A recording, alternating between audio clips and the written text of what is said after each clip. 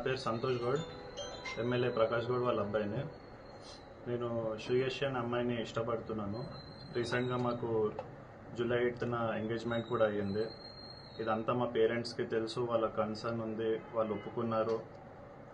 అంటే వాళ్ళు ఓన్గా చేయడానికి అగ్రీ చేయలేదు, కానీ నీకు ఇష్టం ఉంది కాబట్టి నువ్వు చేసుకోవచ్చు, నీకు పర్మిషన్ ఇస్తున్నా అని చెప్పారు.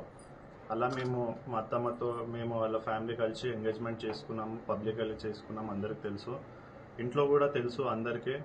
నేను ఆల్మోస్ట్ ఇక్కడ 1 month అవుతుంది ఇక్కడ ఉండి, వీళ్ళ ఇంట్లోనే ఉంటున్నాం, మా ఇంట్లో కూడా తెలుసు, అందరికీ తెలుసు.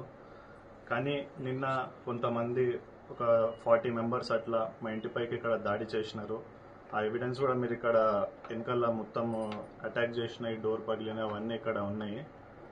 ఇదంతా ఓన్లీ ఈ మ్యాటర్ అమ్మాయి విషయం వల్ల ఇదంతా జరుగుతుంది. తప్పు చేసినట్టు నా మీద నింద చూపుతున్నారు. ఎందుకంటే 1 month అవుతుందండి ఇక్కడ నేనున్నా అని తెలియదా, నేను చేసుకున్నప్పుడు తెలియదా, ప్రతి ఒక్కటి తెలుసు. తెలిసి కూడా ఇన్ని రోజులు లేనిది ఇవాళ ఎవరో అప్పులు ఇవ్వాలి అని చెప్పి తెలియని వాళ్ళని పిలిచి మీరు అందరినీ పిటిషన్లు ఇచ్చి ఇంటి మీద ఆడవాళ్ళ మీద దాడి చేసి ఎంతవరకు కరెక్ట్? అసలు పిఎస్ లో చెప్పాలి కదా, వాళ్ళన్న కొంచెం మాకు సపోర్ట్ ఇవ్వాలిగా. ఇప్పుడు ఏంది, ఇప్పుడు నేను ముందుకు వచ్చి మాట్లాడినా లైఫ్ మీద ఆశ వదులుకొని మాట్లాడుతున్నా. ఇదైతే 100% చెప్తున్నా. ఇది బయట పబ్లిష్ అయినాక మేము ఏ క్షణమైనా మమ్మల్ని చంపేయచ్చు. ఇది మీకు ఇక నాకైతే ఈడ న్యాయం జరుగుతుంది.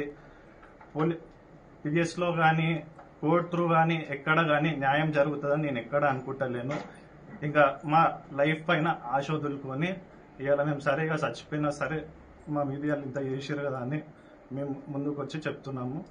ఇది అయిపోయినాక నెక్స్ట్ మీరు పోయినాక కూడా మమ్మల్ని ఏమని చేయొచ్చు, పబ్లిష్ కాగానే రేపటి వరకు చేయొచ్చు. ఇప్పుడు మనం పిఎస్ ఇప్పుడు కూడా పిలవరు, ఆ పిఎస్ దారిలో కూడా చేయొచ్చు, ఏమని చేయొచ్చు. ఇప్పుడైతే మాకు 100% థ్రెట్ ఉంది.